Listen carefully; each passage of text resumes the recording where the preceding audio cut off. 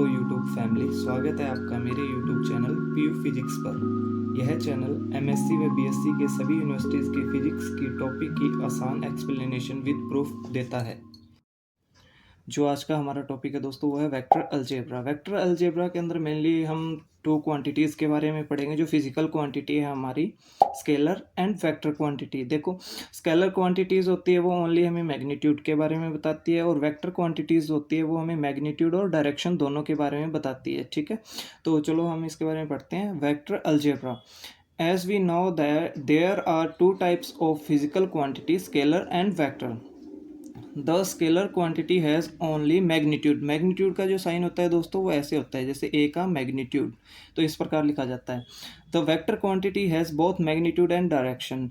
तो direction vector quantities के लिए जो साइन यूज़ किया जाता है वो एरो का यूज़ किया जाता है। ठीक है, A vector is an object which has both magnitude and direction.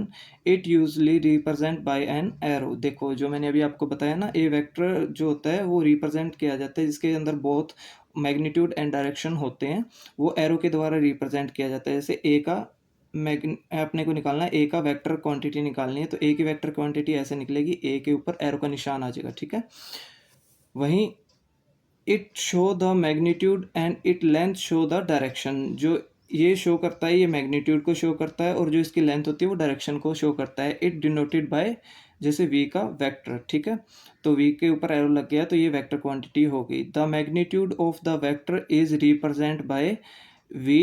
ये जो डिटर्मिनेशन की तरह साइन होता है, ये मैग्नीट्यूड का साइन होता है। जैसे v का डिटर्मिनेट किया आपने, मान लो, तो ये मैग्नीट्यूड हो गया, तो v का मैग्नीट्यूड कहलाता है ये। ठीक है, तो इसमें जो अर्थमेटिक ऑपरेशन रहते हैं अपने वेक्टर अलजेब्रा के अंदर, फर्स्ट जो आता है अपना आता है एडिशन। एडिशन को कैसे किया जाता है?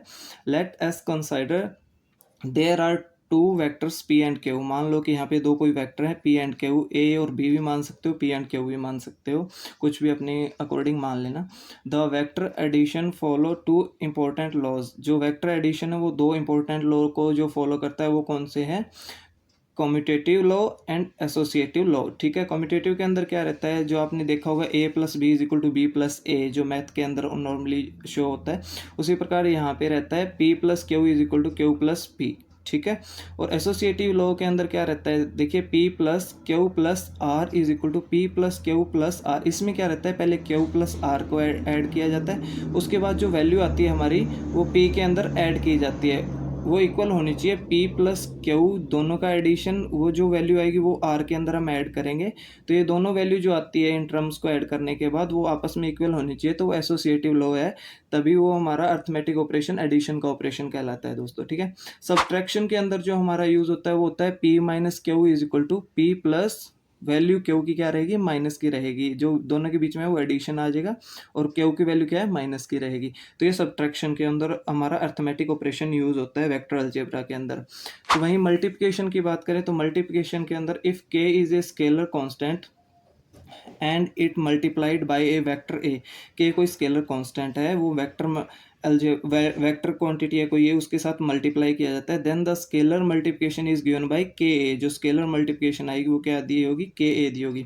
इफ के इज पॉजिटिव, के मान लो कोई पॉजिटिव है नंबर है, then the direction of vector के is same as the vector of a. जब के अगर पॉजिटिव है तो जो हमारी डायरेक्शन ऑफ वेक्टर के ए की रहेगी ना, वो इज सेम रहेगी, वेक्टर ए की जो डायरेक्शन है उसके सेम रहेगी। ठीक है, if K is negative, K negative है, then the direction of vector के इज अपोजिट। जो के की डायरेक्शन रहेगी वो अपोजिट रहेगी, अगर के नेगेटिव है, ए वेक्टर के अपोजिट रहेगी। द मैग्नीट्यूड ऑफ के इज मैग्नीट्यूड ऑफ के ए, जो ये सिंबल आ गया ये मैग्नीट्यूड का आ गया, तो के इसके अंदर आ जाएगा, तो मैग्नीट्यूड ऑफ के इज क्या कहलाएगा, मैग्नीट्यूड ऑफ के। तो इस वीडियो के अंदर अगर आपको कोई भी डाउट है तो मुझे कमेंट सेक्शन के अंदर मेंशन कर सकते हैं, और आने वाली वीडियोस के लिए मेरे चैनल को लाइक एंड सब्सक्राइब करें दोस्तों। Thank you.